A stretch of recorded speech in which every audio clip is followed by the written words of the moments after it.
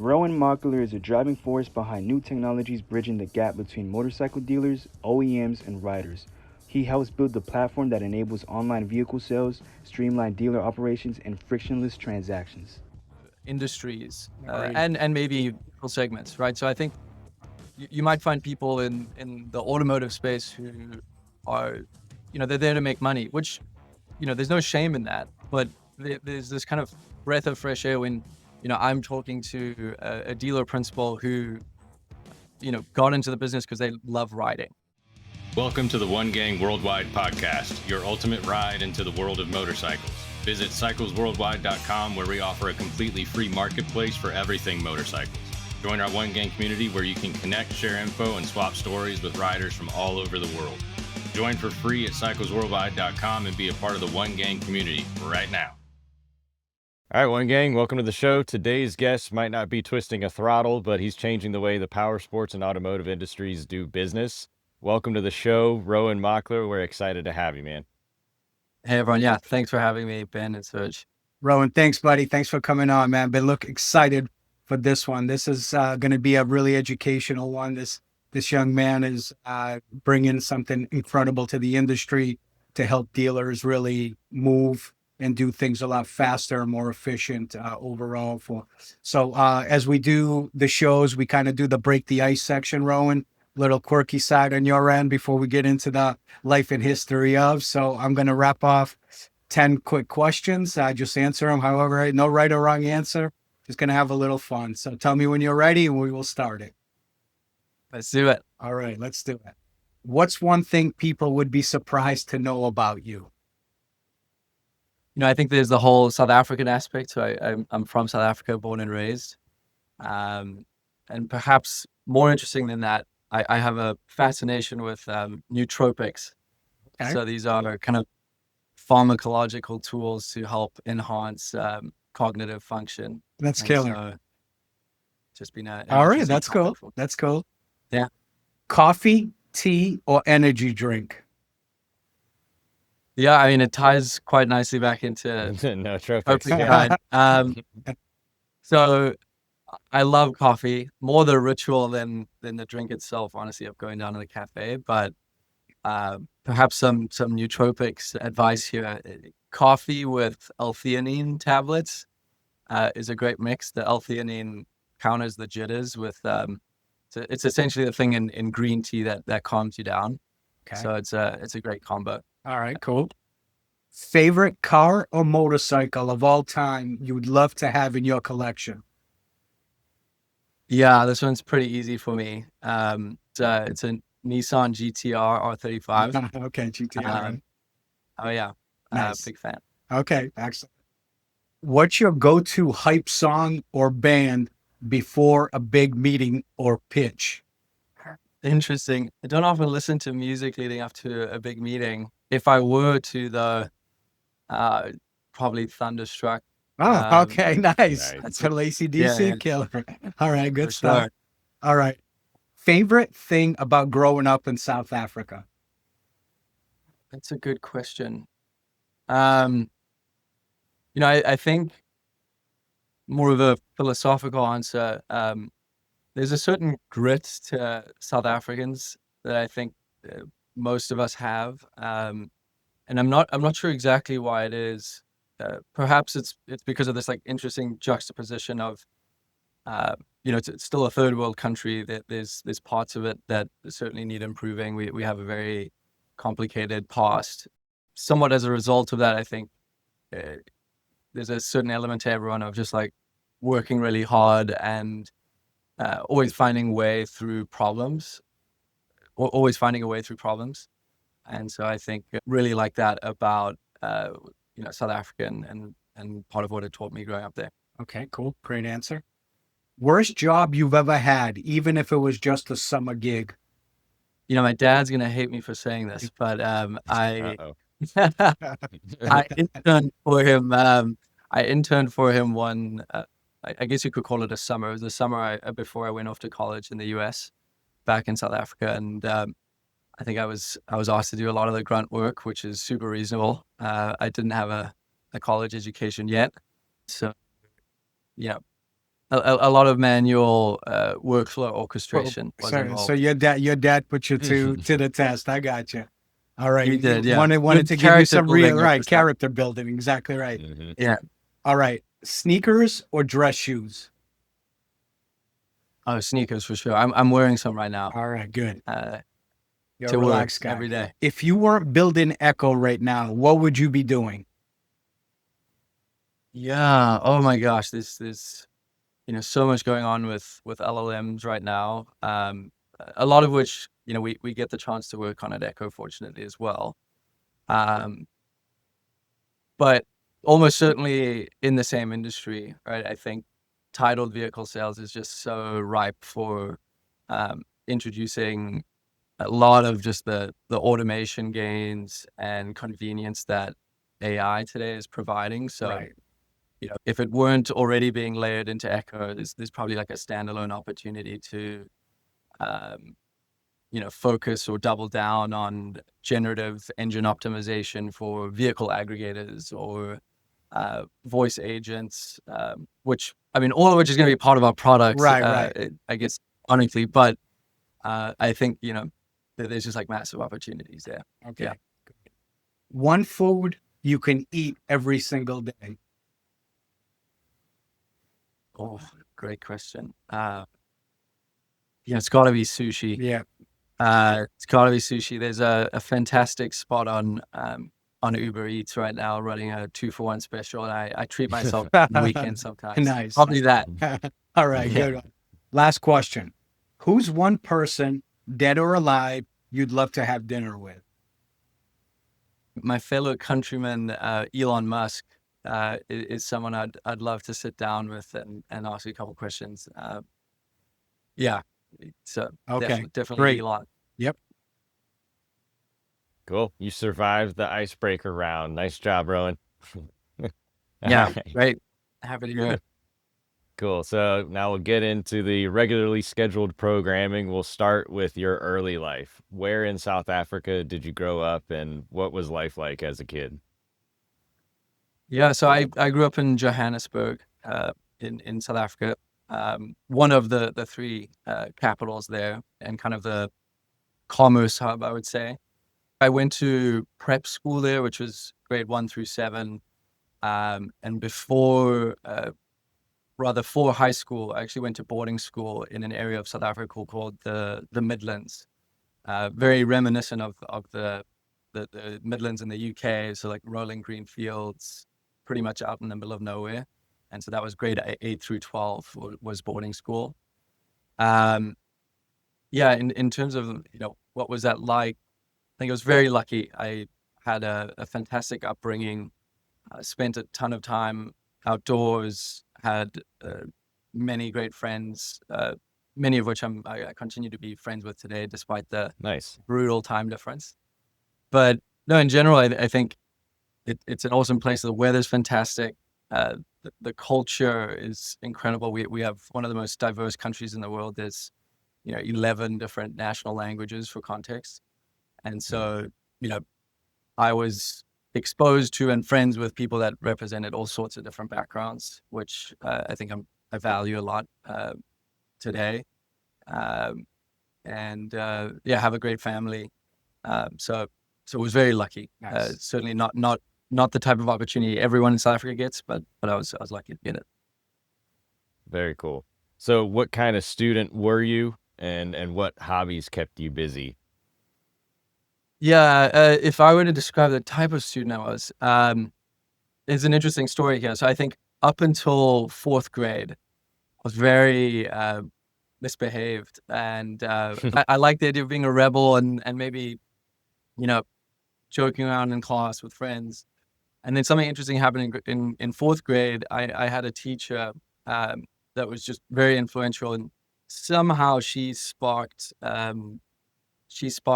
name was Mrs. Hatfield, if she's listening, if she ever does listen. She somehow unearthed this like very competitive side in me. And I remember this like very specific moment in time where in 4th grade, part of that year was you had to earn your pen license, your ability to, write and do your homework in pen as opposed to in pencil. Mm. And it became a competition where the teacher would only hand out 5 of these licenses every week to a class of more than 20, 25. And oh my God, that was all I wanted to get was my pen license. And I think she saw that and nurtured it. And so 4th grade onwards, I was a stellar student, not to blow my own horn, but I think it was just that everything became a competition. And so long as I framed it that way and like wanted to finish top of my class, or I wanted to, beat the next kid, Yeah, I it pushed you. just It pushed worked you to be incredibly hard. better all the time, of course.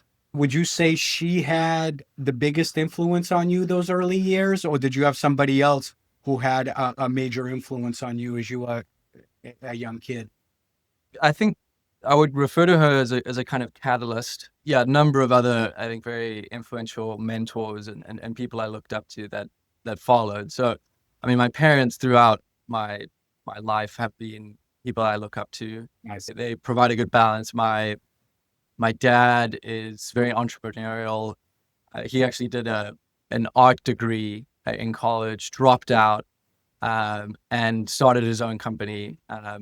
He actually, we'll talk about this in a bit, I'm sure, but he part owned a dealership for a period of time. He's a huge motorsports fan, and so he kind of instilled in me that need for speed side that I think in part led to Ekho. But yeah, so my dad was very much, also very competitive, pushed me in like very healthy ways to bring out the best in me. And then my mom, on the other hand, is just like incredibly kind, caring, and understanding and thoughtful. Nice. And so, those two in particular to like every teacher I ever had throughout prep school and high school, I think were very, Yeah, very thanks for influential. covering that with your dad, because I was curious how that whole dealership and life interested you to pursue what you're doing now. So good to know. When did you first realize kind of had a gift for public speaking? Do you remember that moment that kind of felt? I mean, you're still a young guy, so just curious when you felt like, you know what, I'm pretty good at this.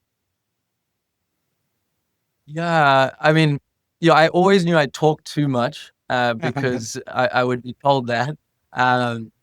But it's funny, I think in 4th grade as well was the first time we were tasked with doing speeches in front of the whole class.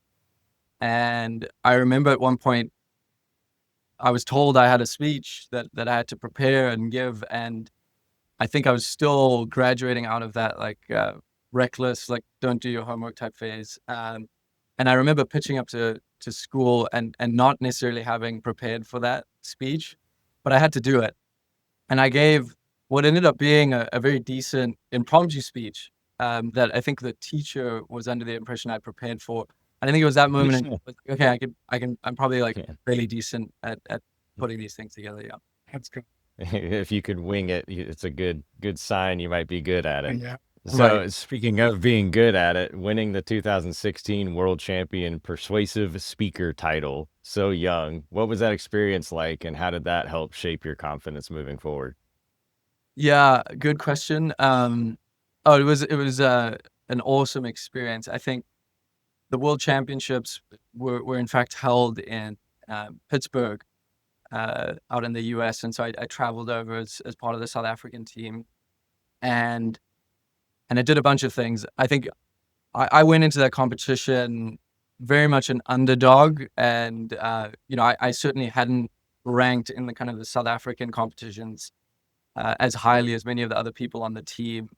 And so I think a lot of them, they themselves were expecting to do better than me, and certainly then when compared to the rest of the countries competing, a lot of people would have said, I wasn't expected to do well. And so that competitive side came out for sure. And I was just like, gosh, I would love to blow everyone away here. And when I ended up doing what was the equivalent of like the final round, which was in front of several hundred people in an auditorium, once I completed it and ended up winning, what it taught me was, a lot of these kids who I was competing against while we were at the competition, I think it was around April time. So they were hearing back from US colleges for the kids that were kind of 1 year ahead of me. and they were hearing back from Stanford, Harvard, all these different places that they were getting accepted into. And for me, like going to those places had always been a bit of a pipe dream. And in part, I'd thought, oh, like my chances of like going over and studying at one of those institutions was like fairly low. And so when that all happened, I was like, whoa, I could do that. I could definitely do that kind of thing. I can compete with them on this level. And of course, it's not completely transferable to academic work necessarily, but I think when it comes to confidence, it definitely made me feel like I could do just about anything. That's cool. So to take us into then, let's get into a little bit of that college. You finished this competition. You feel like you've got a chance. How did you get in? I mean, you went to study computer science at Stanford, which was one of the prestigious schools in the United States. How did that all come about? And was it a huge culture shock for you coming from South Africa now to the States and making a transition here? Yeah, I think right after that public speaking competition, in fact, I was like, okay, I'm going to dedicate the rest of my high school time up until the application cycle would come around to making sure I could get into one of these schools. Like that, I became kind of totally fixated on that, and then it ended up working out, which was awesome. And then I guess to your second question of what the culture shock was like. Yeah, it was fascinating. I came over to the US and started at college and was in one of the freshman dorms. And I think immediately something that stuck out was I realized just how terse South Africans are, or how almost sarcastic we are in just about everything we do and everything we say.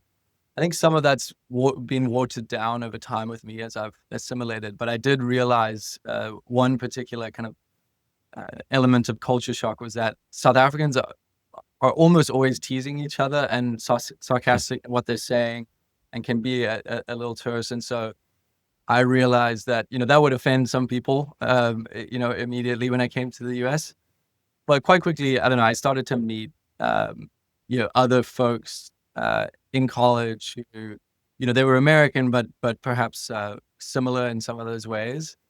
I think in general, what was very helpful for me that I look back on and give a lot of credit to for helping me assimilate was that because I went to boarding school, in this boarding school, for context, in our first year, 8th grade, I was in a dorm with 5 other guys.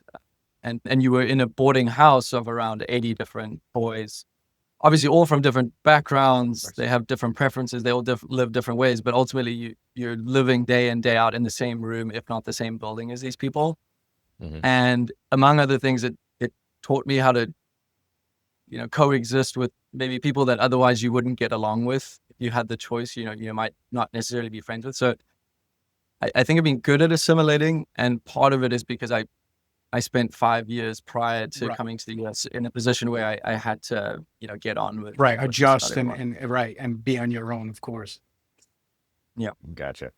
So moving forward a little bit, how did you balance academics with your side projects like brands, and what did those early ventures teach you about startups? The point around balance, it wasn't always done successfully. So I think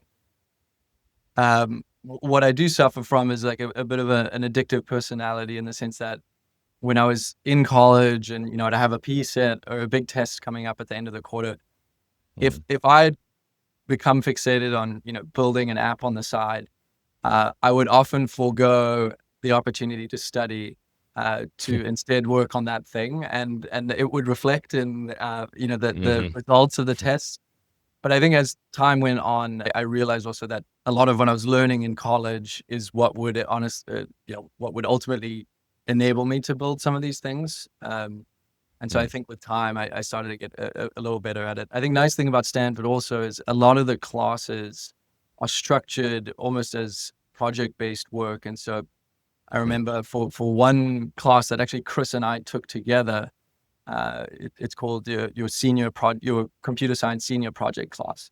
And in that class, together with 2 other friends, one of those friends now being my girlfriend, ironically, we ended up building a social sports betting app. And nice. So I was able to dedicate a ton of time into that project, and we were building the iOS app and whatnot, but it was actually for school, so it was great. Oh, that's cool. That's cool. Yeah. Yeah. So between roles at GTC, you were also a Stanford tour guide, correct?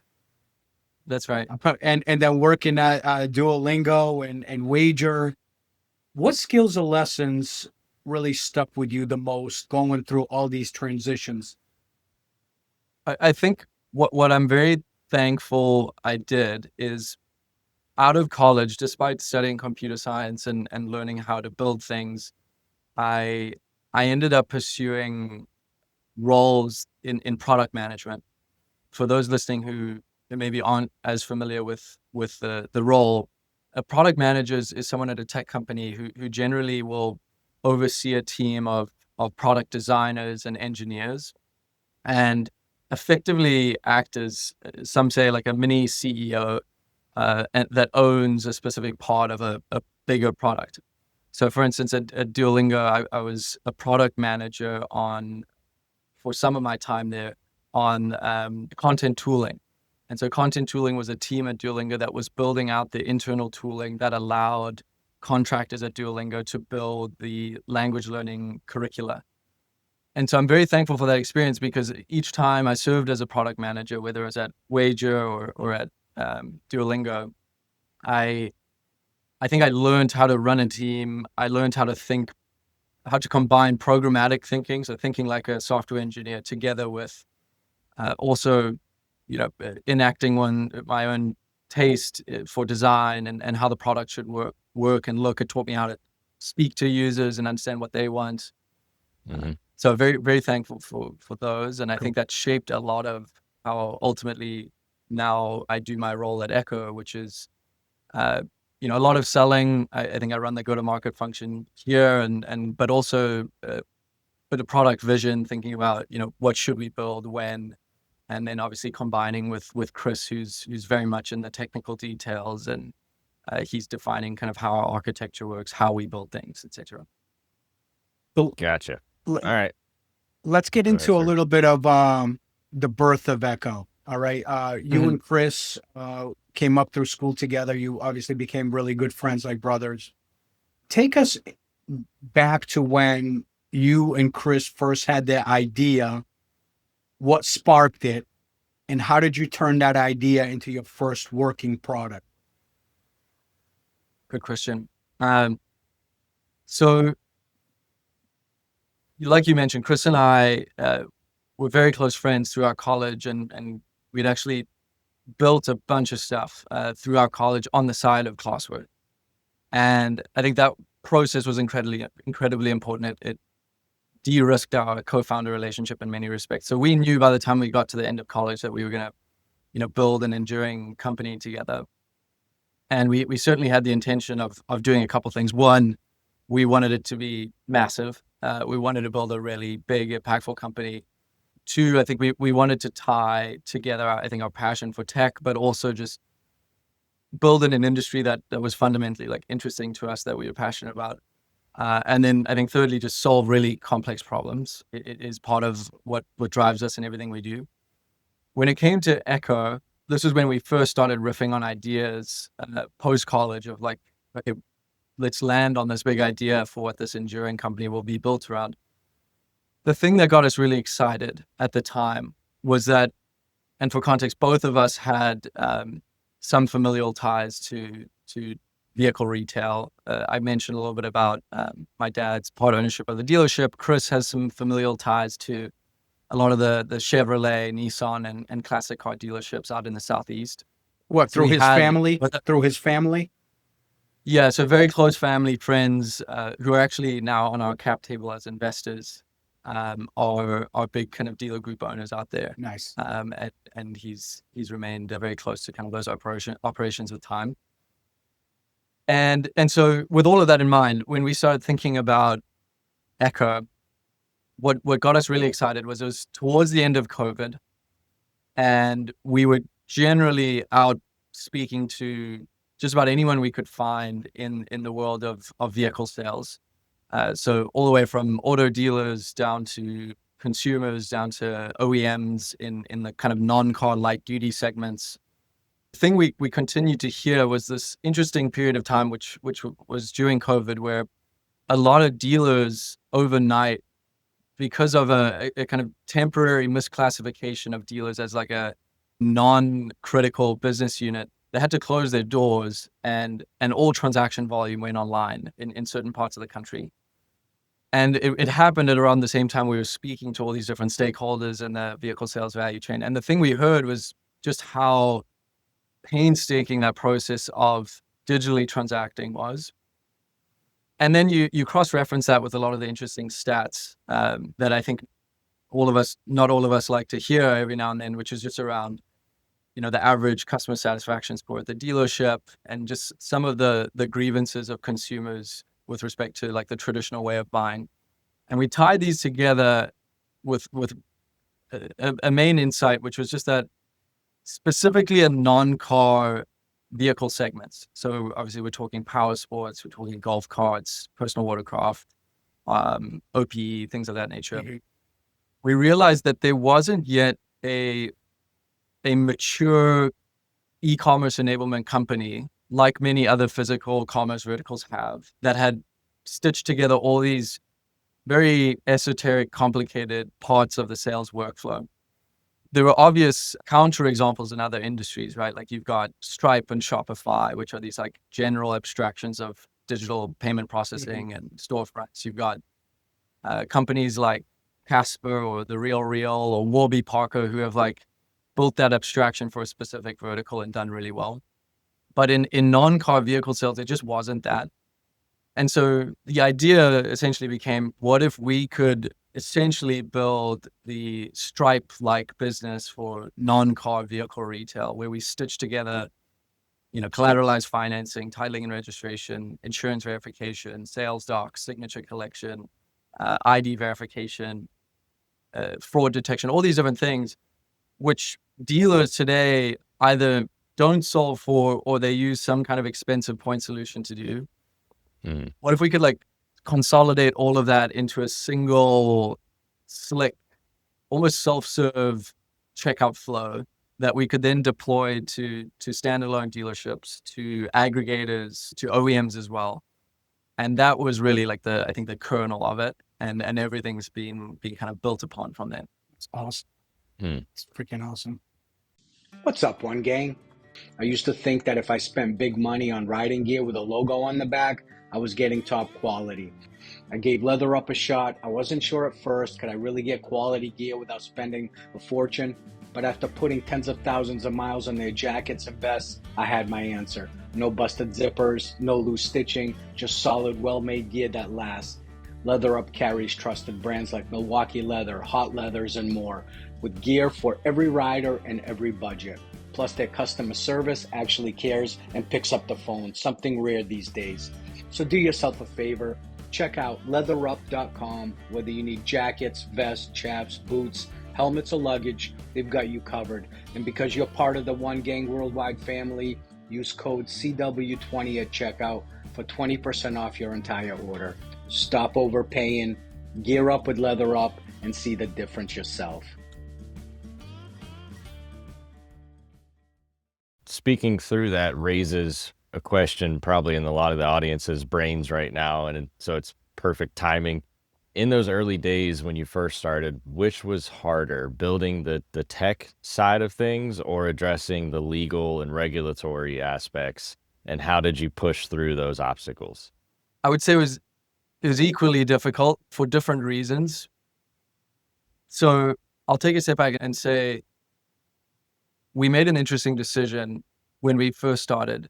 Start by trying to sell to OEMs first, which I will say is very unorthodox for most startups that enter into vehicle sales. Traditionally, because dealerships are the retailer, that you start there, you sell there, and it's more of a bottoms-up motion. And potentially you can partner with OEMs or aggregators, but it's after getting evangelism at that kind of dealer layer. The thing we were scared about, and I'm happy we made this decision, is we had just spoken to a lot of other founders who had built tools for dealers. And the trap we didn't want to fall into is if you start by building for dealers, sometimes you end up just becoming a point solution to solve like a particular discrete part of their existing workflows and how they operate. And we wanted to do it a little differently. We wanted to really integrate just about everything they do into a single tool so that, they wouldn't have to buy 12 different software solutions. They just need to have a single one, which is Ekho. And so we kind of said, well, what if we go to the OEM layer first and try and enable a digital checkout there that integrates into dealer inventory so that ultimately retailers are moving their inventory. And the theory was that if we did it there, then at least we're like completely rethinking the transaction. We're having to build all of these things in-house, and we'll stay in touch with the dealer layer and eventually sell to them as well. And so with that, and now I'm going to answer your question, Ben. We had a ton of kind of compliance and legislature to understand because, of course, direct-to-consumer sales is not allowed. So manufacturers being able to retail is a big no-no. We obviously had to think about dealer PMAs and map pricing, especially with new inventory and tiling and registration workflows. So there was a huge learning curve for us. We spent a ton of money on some very expensive lawyers who we still work with today. We really like them. They know they're expensive, but just lower your prices, guys, please. That was a very long pole in the tent for sure. And it continues to be a big part of our spend, is just making sure we're above board in every respect. I think at the same time, there was so much to build technologically, right? Because essentially we've needed to build the equivalent of like 5 to 8 different products or ostensibly like businesses within Ekho. And that process, I want to say, took us at least 18 months to 2 years to build up the base level infrastructure and to get the compliance right, get all the licenses, etc. So equally difficult, but for different reasons. Cool. I wanted to ask you this, as a Florida licensed dealer, which I am, right, for the last 22 years, I've had to deal with a lot of titles from different states, things of that nature, right? So there are some titles that you have to notarize. There are some titles that have to be done certain ways, that, by the dealers. Now, you've dealt with 50 different DMV systems, right? What's the craziest one you've encountered, and how did you solve it? Oh boy. They are all so different, as we all probably know. I'll tell you about a really good one, please, and then I'll work backwards from there. So Florida is just incredible. You're a Florida dealer, so I'll limit my perspective here to new inventory and the titling and registration and sales docs that come with that. The beautiful thing about Florida is every titling and registration form, which we've got an acute understanding of within our system, allows for e-signatures. And so, if someone in Florida buys a vehicle through our transaction layer from a dealer who's hosting inventory via, a manufacturer working with, or directly through our dealer product, that's just a magical consumer experience because it's all e-signed. We already know where the boxes go, you sign, and we'll process that directly with the DMV. And then even better yet, for in-state transactions, if you're a licensed dealer there, you have access to an electronic kind of titling system that can get you plates oftentimes the same day. So that's a great DMV.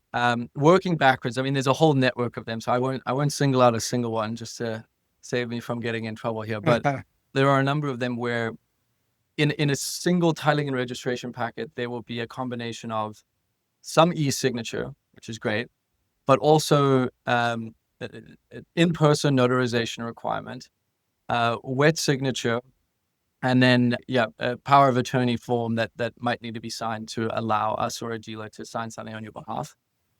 And so those are the crazy ones, is when you've got a bit of everything.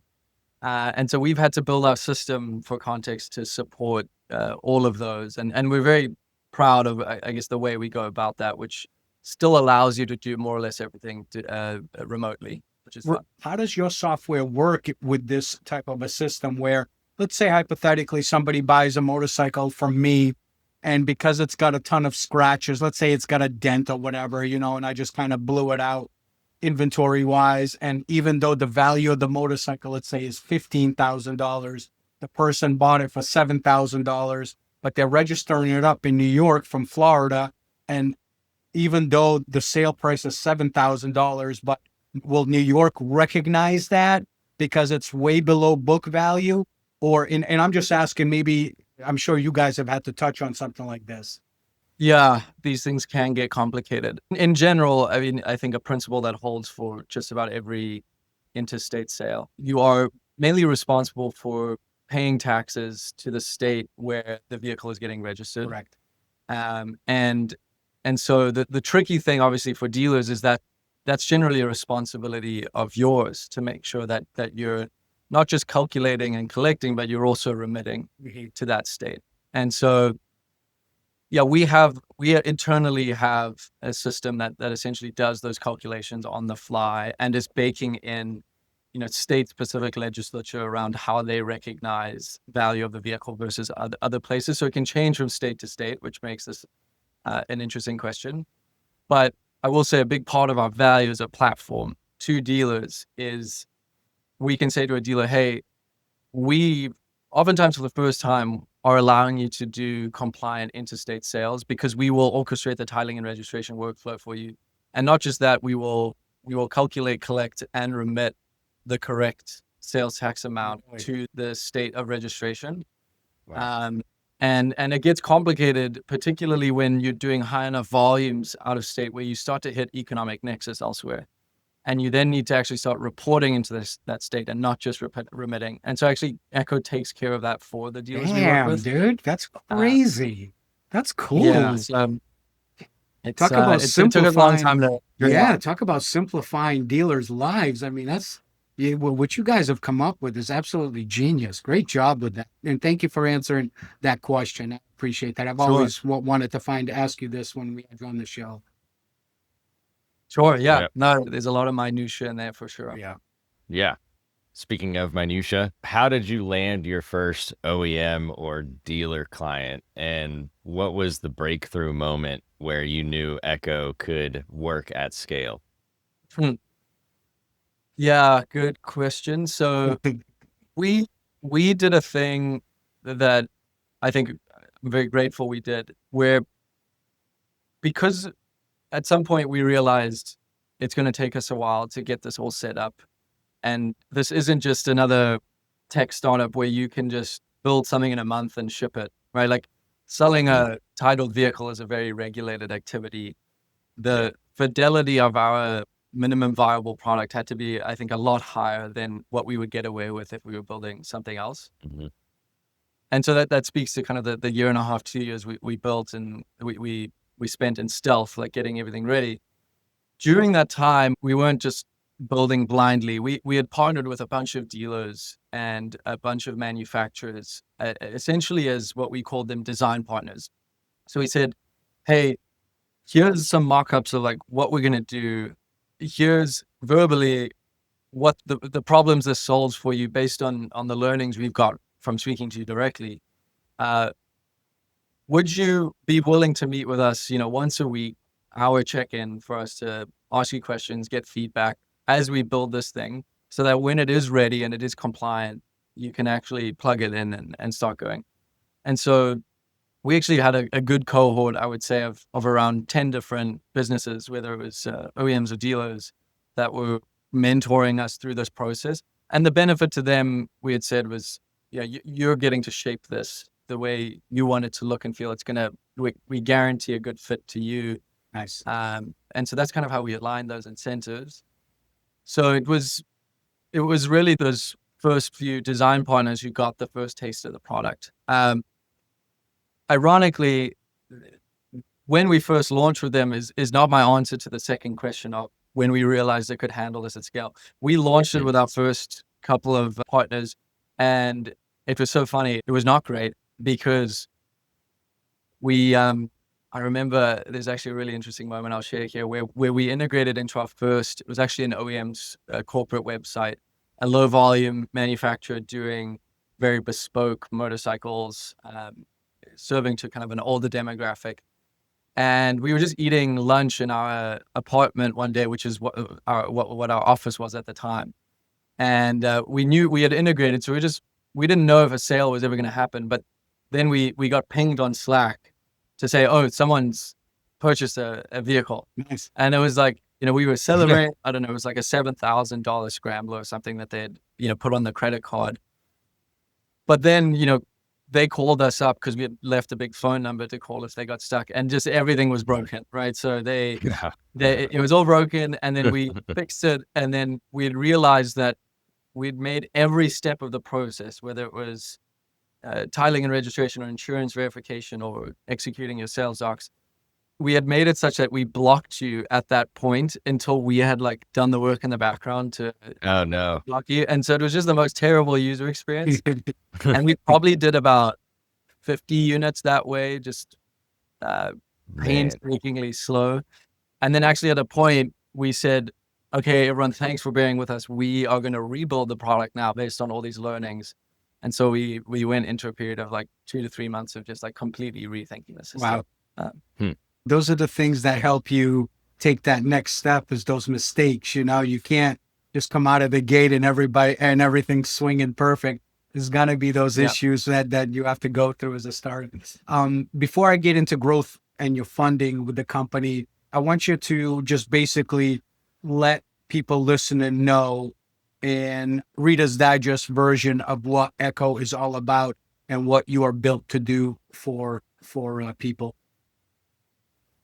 Yeah, in a nutshell, Serge, Ekho has built a Carvana-like checkout system that is white labeled, that plugs into a dealer's website. We also work with some OEMs who connect the same system down to their dealer networks. But essentially, it for the first time in the vehicle segments we're playing in, gives retailers the ability to allow buyers to transact fully digitally online in a very expedited fashion. And the real magic of it is all of the back office processes that would otherwise take your teams a whole lot of time to do, whether it's clearing STIPs or filling out titling and registration documentation, processing it with the DMV, validating insurance, whatever that is. Our system handles all of it in the selling dealer's name. And so it's this magical tool to do a number of really cool things for retailers, including unlock interstate sales for the first time for many dealers, automate a lot of operational overhead, give you a net new sales channel. So you've got like a 24/7 dealership as opposed to one that's constrained to just foot traffic. And then also something that we are starting to see some of our partners use to facilitate in-store transactions as well. So this kind of kiosk/concierge type service where, a buyer who's perhaps not necessarily interested in negotiating too hard or is just looking to get the deal done, putting a custom deal in front of them on an iPad screen and having them go through Ekho. And that's kind of all you necessarily need to think about. Amazing. And this is both for new and pre-owned? Yes. So team's been hard at work supporting pre-owned, and that's on the verge of going live. Awesome. But we actually started with new. Of course. Yeah, understandable. Man, what a game changer. You guys are going to redefine the way this industry works. That's fantastic. Let's get into a little bit with Ekho. You guys just closed the 17.3 in funding. What was the fundraising process really like? And what did having investors like Active and Capital, JP Morgan, Winnebago mean to you personally as you're getting this thing off the ground? Yeah, the fundraising process went really well for us, fortunately. We were very fortunate in that we had a ton of traction that I think had our revenue graphs looking the way that investors like to see, right? So very rapid lift and just a lot of happy customers. And so we actually weren't planning on raising at the time that we did because, our unit economics were pretty solid and we had money in the bank. And we actually got pulled into a bit of a fundraising process by a couple venture firms who I think had caught wind of our traction and wanted to help accelerate that growth. Yeah, so it was a bit ad hoc, threw materials together and the process itself was probably in total, 6 to 8 weeks long, which by all accounts is a nice, clean, quick process. That is a quick process. Yeah, no, we were lucky. So I'm very grateful for that. In terms of, who participated, so Activent was a firm. They make a handful of investments every year. Very smart team based out here in New York, and a lot of their investments historically have been these kind of commerce enablement layers, similar to Ekho, where they've got a couple portfolio companies doing really well who have picked an industry that they know a lot about, gone really deep, and just built out tooling that helps the retailers on the ground not necessarily have to rely on this like fragmented ecosystem of point solutions, but rather have this like single OS Mhm. that ultimately helps them run like a leaner operation, sell more product, etc. And so we got to speak with a lot of their portfolio founders. The biggest thing was that they just came into the room, and I think by virtue of having made other investments like this, almost just pitched the business to me, and they're like, "This is why this makes sense. This is how it's going to work. This is how you're going to scale." And it was exactly what I was thinking. And that Nice. was on the first call, so it was a partnership made in heaven. They kind of knew where we were going, and everything aligned. So that was great. JP Morgan and Winnebago, who on the strategic side came along, obvious strategic alignment there. So JP Morgan has a huge retail financing business, more focused on automotive, but I think, in theory, interest in the segments we're playing in. And so Mhm.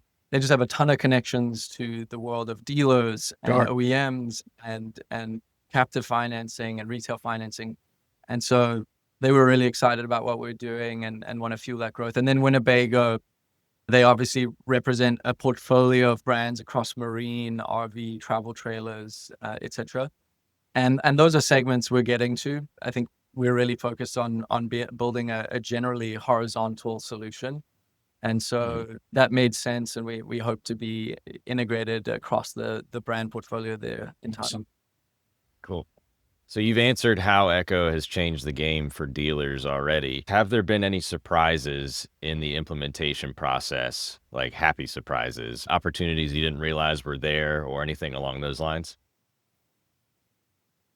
Good question. I think a general thing I love about working with dealers directly, particularly in power sports, and just about every non-car segment, I would say, is that the dealers and the people that work at these dealerships who, we're on calls with, we're integrating with, we're helping streamline their workflows. They're also passionate about what they do, which I think is frankly a little different from many other industries, Agreed. and maybe vertical segments, right? So I think you might find people in the automotive space who are, they're there to make money, which, there's no shame in that. But there's this kind of breath of fresh air when, I'm talking to a dealer principal who, got into the business because they love riding and they love the products they're selling. And that kind of passion, I think, just makes like the day to day so much more fun. Agreed. Mhm. So, Yep. so that's I would say a big kind of, not a surprise, just a reality of who we're selling to. That's cool. So how do you see Ekho being applied in the motorcycle and power sports world? Because you guys built it really initially, right? Out of the gate was more into the vehicle segment. And obviously the big picture is to take it all and to have the whole industry. But you're saying, what I love what you said is you're right. The motorcycle industry is based more on passion than it is money. Of course, everybody needs to make money. There's no shame in making money. Everything you said is spot on. But how do you see Ekho really taking that power sports industry to the next level? Because we are, the power sports industry is about 5 to 10 years behind the vehicle industry with everything else, right? So we're trying to catch up consistently. So this is an excellent thing that you guys are doing. So what are you seeing with your own eyes, and what is the vision for the power sports? Yeah. So like you said, power sports industry is generally speaking around 10 years behind car with Mhm. respect to some of the ways dealerships are operating, some of the tooling they're using. And it's not necessarily the dealer's fault. It's by virtue of, I think, just the total addressable market that course. exists in car. And so founders who are looking to build a big company, that they'll by default start looking there. And even if they start here, they oftentimes just like retreat upstream to car. We looked at that and certainly noticed it. And we actually saw that as a huge opportunity. So there are templates of success in automotive of, to some degree, what good digital retailing looks like, what operating a really kind of operationally efficient dealership looks like. And a lot of it's not yet being done down here. And so we just see these kind of green fields as being like a really cool opportunity for us to come in and build like a great product that leans on the learnings from auto tech companies that are built for there, and actually goes above and beyond. The other thing is that I think there are challenges to Powersports that are also unique to here and not necessarily seen in car. One of them is, we face in motorcycles an aging buying population. I was reading fairly recently about how in the 1980s, the median age of a motorcycle owner was, I think, 27. We're now closer to 50. Mm-hmm. That's only over a period of 40 or so years. And I think even if you look into early 2000s, it was the early 30s. So that's a scary fact. And I think part of what brings new riders into the industry is helping them transact in a way that they're used to in just about everything else they do. So, for me, someone in their mid-20s, I order everything through Amazon, right? Like a lot of my food, ashamedly, is bought through DoorDash. Or, instant. Everything's instant. Yeah, exactly. And I think the part we can play in solving that problem is, obviously we can't do all of it. Like we're not building the bikes that resonate with younger folk. That's obviously not on us. But where we can help, I think, is by helping solve the issue around the fact that 54% of millennials would prefer to clean their homes than negotiate in person at the dealership. A lot of people don't like hearing that, but it's just like a fact. And amazing. I think the role we see us playing is for the people that want an expedited purchase process, that maybe want to do it sitting on their couch. Maybe they want to do it post-test drive. Like, we want to provide the infrastructure for you to do the deal like this, and help everyone win through incremental sales, through operational efficiency, etc. That's amazing. Thanks for answering that. That's a great answer, man. Rowan, for young entrepreneurs listening, what's one piece of advice you wish you had when you were starting out? I think that something I wish I could have told myself when we were starting is, and I won't take full credit for this. I heard it in a video interview with Sam Altman, the CEO of OpenAI. Yep. But I think it's very true, and it's something I wish I knew, which is you can probably sell to the biggest companies in the industry way sooner than you think.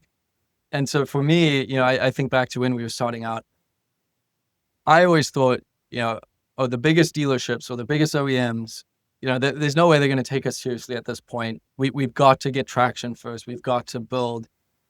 And I think there were times during that journey where did a Hail Mary and we sent a cold email and we got a warm intro.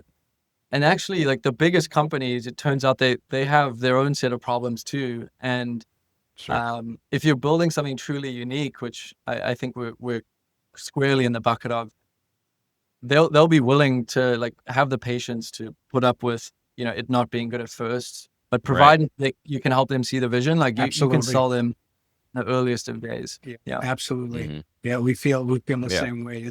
It's amazing because what we're seeing as a startup ourselves and really kind of focused on the Powersports industry is the fact that there's a lot of amazing talent like yourself. We've had Jeff Luce from PSX on our show, and he's creating something.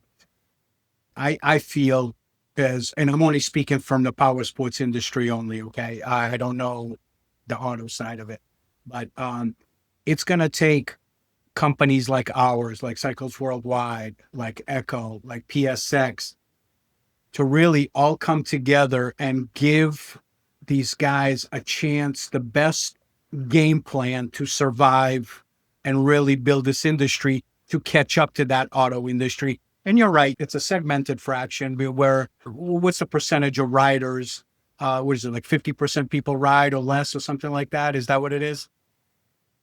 Like writ large across the entire population? Yeah. What's the percentage? You probably have done these numbers. I mean, I can give you good market sizing numbers on any segment. All right. Well, if that's let's just say 45% of the people ride motorcycles, right? So you're already segmented 55% of the market completely out. But I think it's important what you're doing, because I really see Ekho as the future of simplifying, letting the businesses to concentrate more on customer service, because why this industry has suffered is because of the customer service. Dealers have lost touch with reality. It's pushing, numbers out the door, and paperwork and this and that, and having to do all this and making sure everybody is doing this thing. So it's just awesome to see what you guys are doing. I really love the fact that you've come up with this idea. I think it's going to really change the way dealers can really succeed. So keep that up, keep that amazing work up. So, and I appreciate it. And what do you see in 5 years from now with Ekho? Where are you guys? I think where we see ourselves in 5 years is really being seen as the gold standard for the gold standard transaction layer for purchasing a titled vehicle. And for the sake of the podcast, I think we can imagine that in the world of Powersports and specifically motorcycles. I think regardless of whether you want to sit on the couch and order your next dirt bike from there and have it pitch up on your front door, or you want to go and test ride a super bike and sit down with the dealer, understand specs.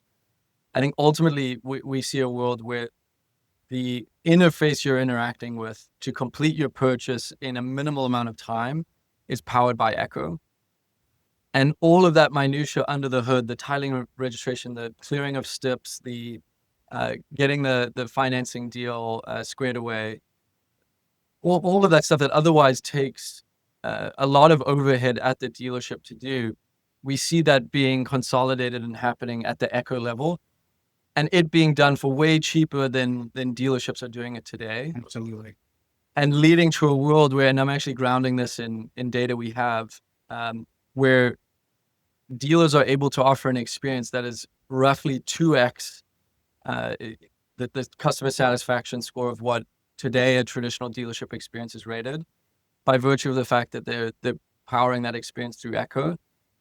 And, at the end of the day, making higher gross margins and, more importantly, higher net profits because of how efficiently this helps them run their dealership. In addition to, if you're helping lower the fees on what dealers charge for paperwork fees and the DMV fees and all that's involved, which escalates the prices of vehicles to ridiculousness. They charge you for putting air in the tire and doing this and it becomes this bunch which scares people from actually going to dealerships and sitting down with them, because once the deal is in place and then the paperwork is printed, sometimes it's just two different things. So if you're able to give them a savings in regards to just even paperwork that they charge consumers for, that's going to help people gain more confidence in buying vehicles. So that's awesome, man. So awesome. So awesome. And I think for representing like the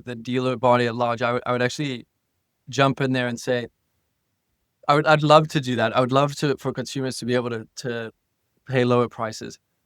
I don't see that happening quickly. We encourage dealers who are obviously very margin constrained on particularly new unit sales to price as they do in store, right? And yes, I think we can help. You'll probably need to charge the same doc fee as you do in person, but we'll help lower some of the OpEx that goes into processing a sale for sure. So the dealer's making more money. What it'll take, I think, for prices to consumers to come down is for the OEMs to play ball as well, right? I think there's a ton of pressure from particularly larger OEMs of inventory being stuffed down dealers' throats at dealer invoice prices that just don't allow for, much margin at all to be made on the deal. That's why we have the problem in the first place, right? Like dealers need to make some money somewhere. And so they pack it into the deal through other ways. And unfortunately, oftentimes that has to be done in ways where, you as a buyer aren't always aware of exactly why that's happening. But yeah, I think Ekho leads to a world where dealers can make higher gross margins and higher net profits. Consumers, as a result, in time might see price compression, which is good for them. There's some responsibility, a lot of responsibility on, I think, the OEMs to make sure that, dealers have room to not have to resort to the things that they resort to. Agreed. Yeah. So you mentioned Carvana earlier, and I'm curious. I know that Carvana partners with some outside dealerships and posts some of their listings and clearly labels it as such. Have you gotten any kind of communication, or is there any word on the street from Carvana, and are they aware of you guys? I'm just curious. They were in a lot of trouble like not too long ago. huge threat. They've bounced back. Yeah. I think they're on a $50 billion market cap business today, but during, I think, post-COVID, had a lot of debt on their balance sheet and, just had a lot of debt that was accumulating a lot of interest. And anyway, they were able to restructure things, and it's a really cool comeback story.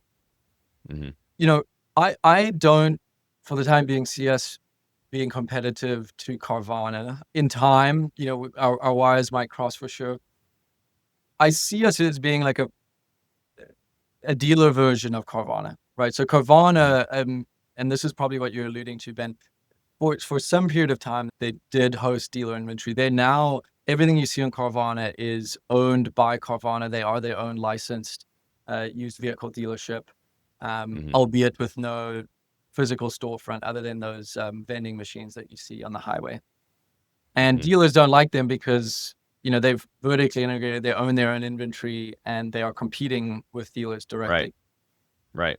I see us as, if we were Robin to Hood. compete with Carvana, the value would be that we've got the evangelism of the dealer network where, if there's inventory that Ekho is hosting, that Ekho is making available for a digital transaction akin to a Carvana-like experience, which is pretty immaculate, I will say. That's great because it allows a dealer to no longer be disadvantaged by the lack of consumer experience that a Carvana has.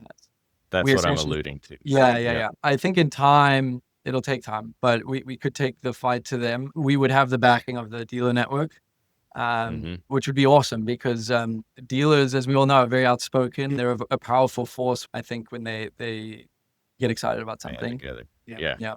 Awesome. I'm curious, man. It's Carvana. I'd be wondering a few years down the road if they try to acquire you guys or something to stop the bleeding. It'll be an interesting next 10 years.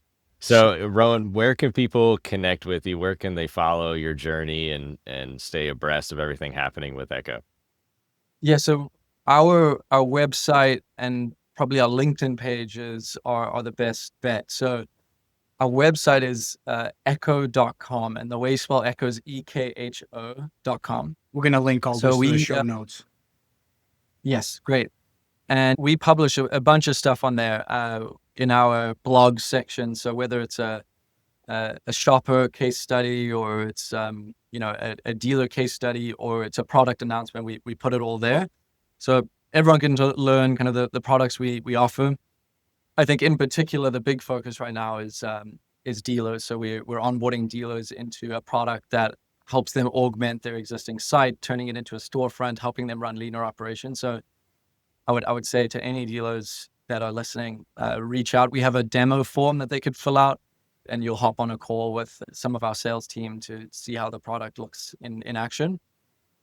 And then on LinkedIn, it's just Ekho. And then if folks want to email me directly, it's rowan@ekho.com, ROWAN. Rowan, how many people in your company right now? Yeah, so the team is around 25 people currently and growing fast. Yeah. And what's the layers? What do you have? Can you, what's the team made up of? It's predominantly engineering. So lots of software to build. And as I mentioned before, there's kind of like 5 to 8 products that in theory could be spun out as a company in and of themselves. So a lot of engineers, product designers, front-end engineers, we pride ourselves on our design and look and feel and white label functionality. Then we have a number of folks on our ops side. It's a smaller function, but these are the folks that are responsible for helping engineers orchestrate automated systems around keeping up to date with titling and registration requirements for different vehicle types, tax calculations, things of Are that they nature. previous dealers? Yeah, so a good number of them have experience, whether it's in Powersports or automotive.